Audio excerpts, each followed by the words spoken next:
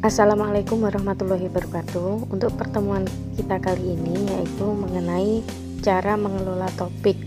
Nah, kemarin kan kita sudah membuat topik yang isinya materi, tapi kali ini kita akan menambahkan tugas di dalam topik yang sudah kita buat kemarin. Caranya sama, kita buka Classroom, kemudian kita pilih tugas kelas. Nah, di sini kan kemarin saya sudah membuat 2 topik, tapi isinya di sini semua baru materi, belum ada tugas sama sekali, belum ada PR ataupun penilaian. Jadi hari ini kita akan belajar bagaimana cara menambahkan tugas siswa di Classroom. Untuk tugas ini nanti ada dua macam. Yang pertama, tugas berupa pertanyaan langsung yang kita ketik di Classroom sini. Kemudian yang kedua berupa link ataupun berupa dokumen. Jadi nanti kita akan membuat tugas dengan 2 cara tersebut. Caranya yang pertama sama, kita klik tanda tambah atau plus, kemudian yang pertama coba kita buat tugas yang berupa ini, penugasan langsung di Classroom, jadi tanpa mengambil berkas ataupun link di luar Classroom.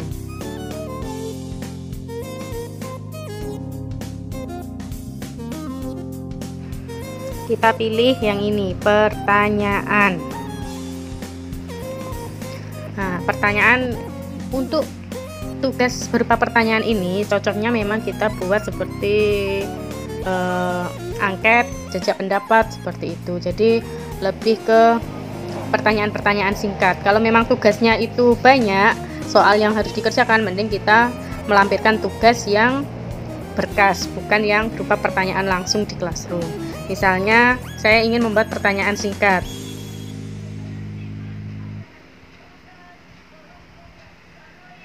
Bagaimana kesan Bapak Ibu dalam mengikuti diklat online?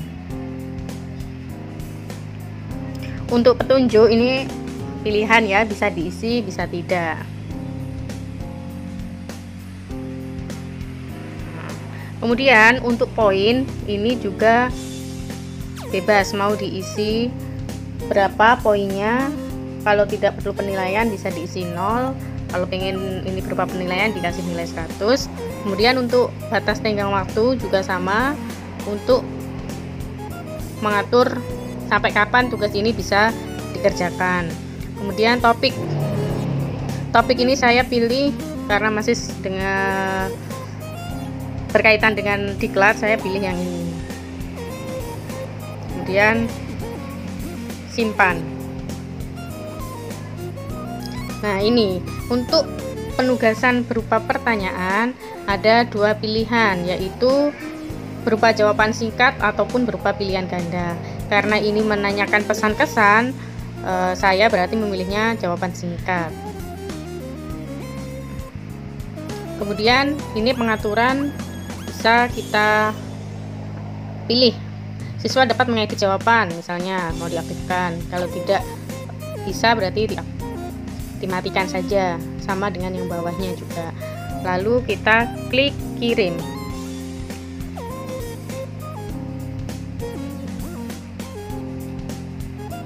Nah, ini sudah muncul di sini ya Bapak Ibu, tugas siswa berupa pertanyaan yang langsung dibuat di Classroom tanpa mengambil berkas dari luar.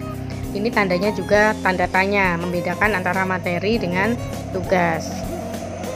Untuk tugas siswa yang berupa pertanyaan, sebetulnya kita juga bisa memanfaatkannya untuk sebuah penilaian. Misalnya tadi mau membuat pertanyaan ini berupa pilihan ganda, misalnya untuk ulangan harian. Di sini bisa diketik soalnya, misalnya apakah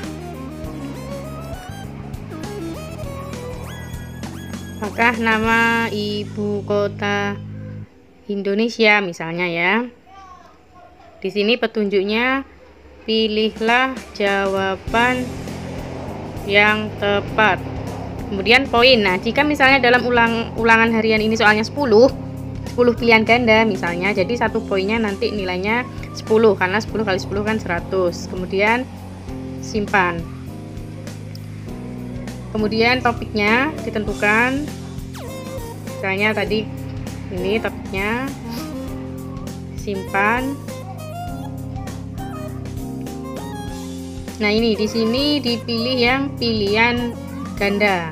Kalau kita mau memanfaatkan pertanyaan ini menjadi sebuah penilaian, tinggal diketik opsi satunya apa jawabannya, misalnya Jakarta.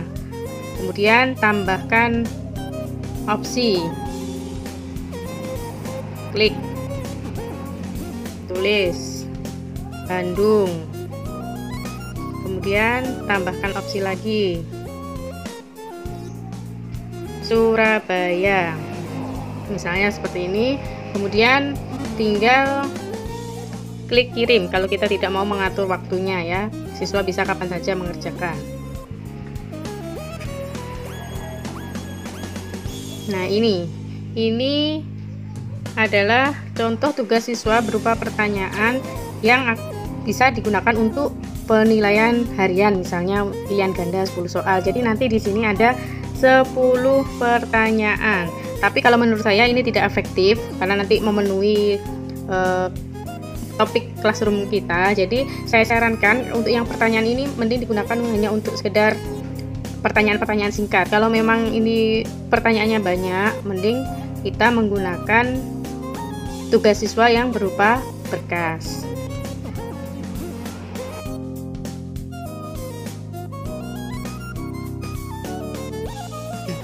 Nah, bagaimana caranya kita membuat tugas siswa yang berupa berkas atau link? Caranya sama, kita klik ini tadi, tambah, kemudian kita pilih yang ini, tugas. Kemudian kita ketik judulnya, misalnya ini judulnya tugas diklat keempat. Deskripsinya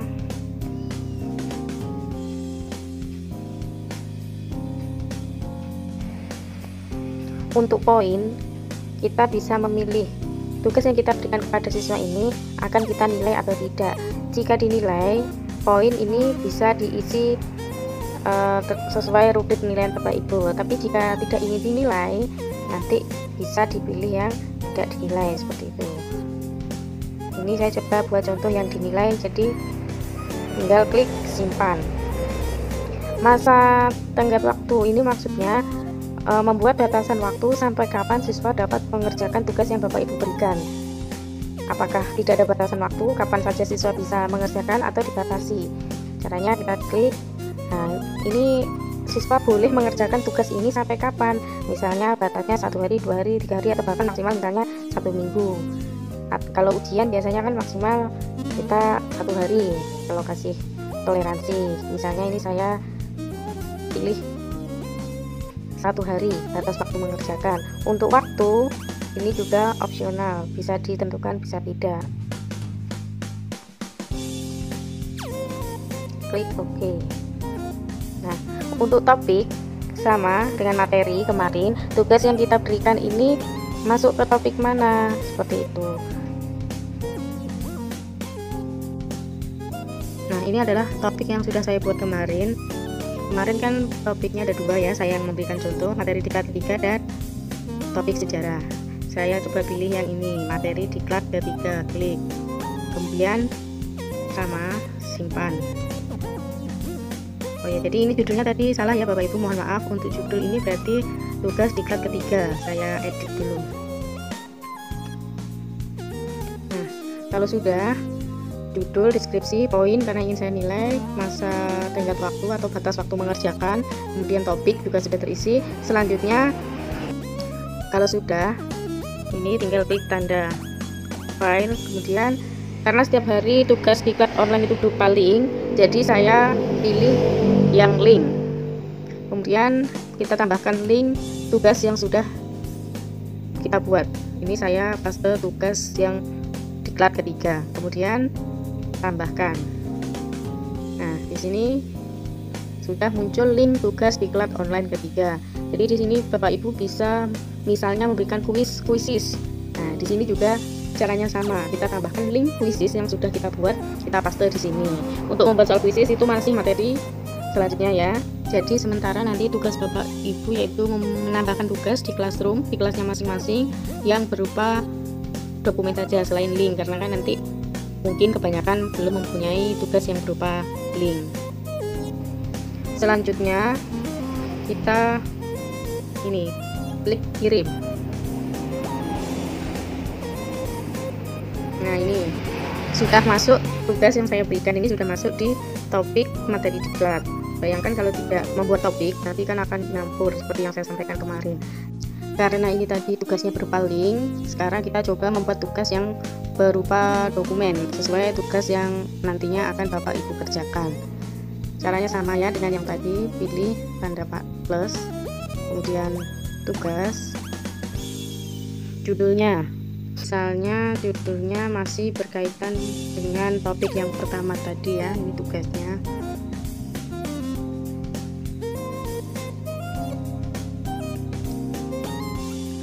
Deskripsi.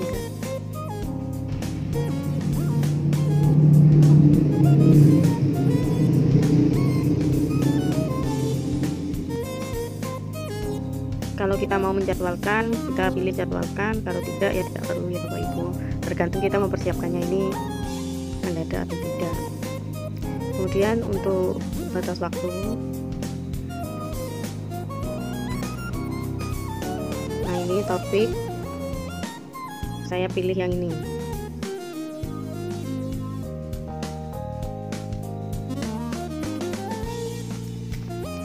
Yang pertama tadi sudah berupa link, yang kedua ini berupa dokumen atau bekas ya, kita pilih. Nah, di sini ada banyak pilihan Bapak Ibu yang selain link, ada berupa drive, file dari perangkat kita, kemudian berupa PDF, kita langsung ngetik yang nanti filenya otomatis menjadi PDF. Kalau drive itu juga menggunakan file tugas yang sebelumnya sudah kita buat dan sudah kita simpan di drive kita masing-masing.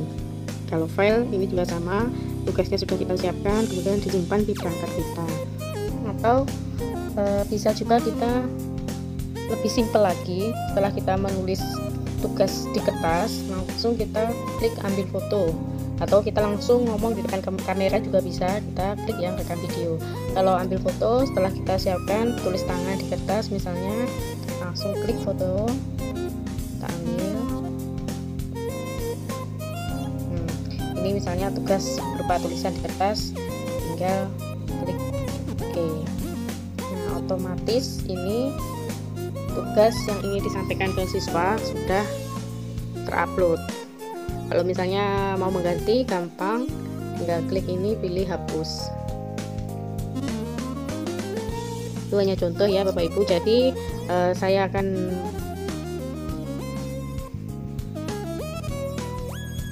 memberikan contoh sesuai dengan tugas Bapak Ibu setelah ini, yaitu menggunakan, kita pilih file,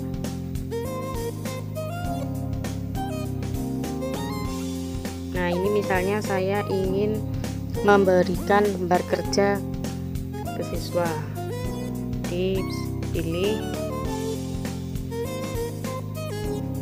nah ini lembar kerja untuk peserta diklat misalnya seperti itu. Jadi ini dokumen sudah terupload di sini. Selanjutnya langsung kita kirim. Nah ini ada siswa hanya dapat melihat file ini karena kita tidak mengizinkan siswa bisa mengedit. Jadi di sini ada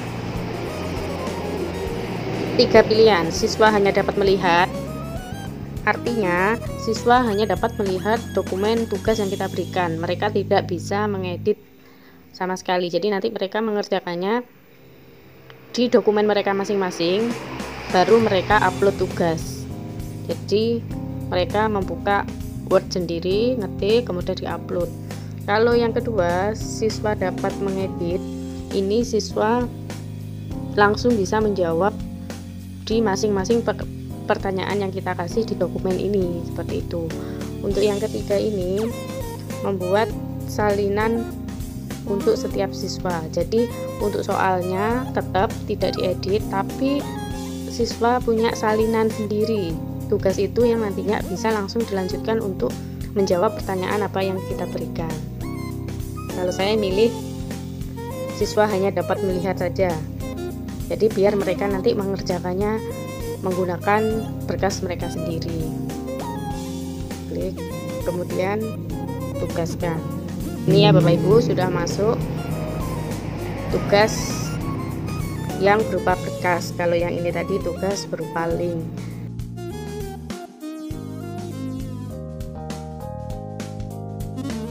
Selanjutnya yang terakhir yaitu membuat feedback atau umpan balik tugas yang sudah kita berikan ke siswa dan sudah dikerjakan oleh siswa.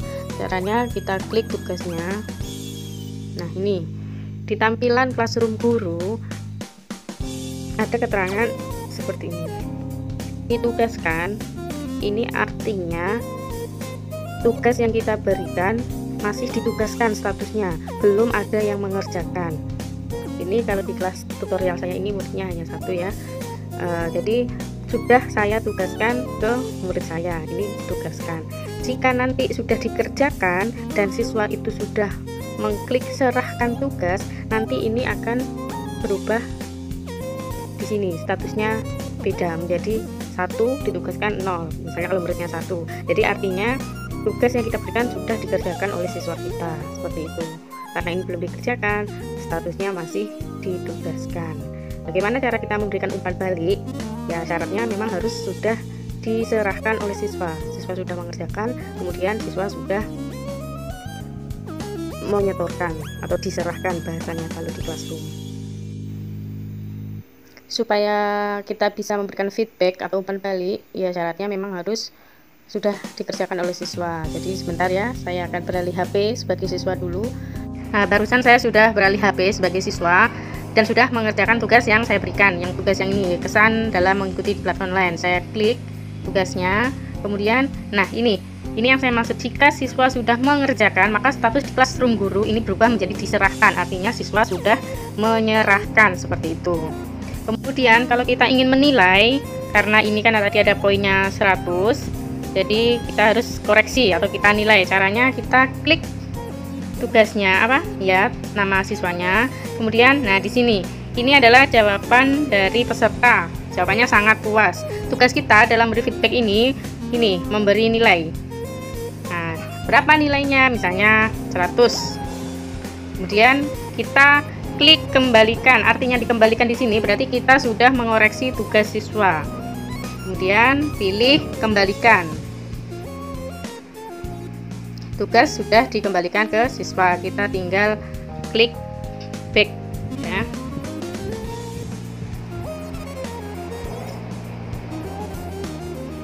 Dan kalau ingin melihat ringkasan siswa siapa saja yang belum kita koreksi, yang belum mengerjakan, kita tinggal pilih ini ringkasan, klik. Nah, di sini muncul, karena tadi murid saya hanya 1, saya menyerahkan tugas kepada 1 siswa dan sudah dinilai oleh saya. 1 siswa dinilai 1. Jadi misalnya nanti siswanya banyak, akan kelihatan yang sudah menyerahkan atau menyetorkan tugas ini berapa, kemudian kalau ditugaskan ini berarti yang belum mengerjakan berapa, dan yang sudah kita koreksi berapa. Jadi inilah yang dimaksud feedback atau umpan balik tugas siswa oleh guru. Sekian materi hari ini Bapak Ibu, semoga bermanfaat, selamat mencoba, semoga berhasil. Saya akhiri, assalamualaikum warahmatullahi wabarakatuh.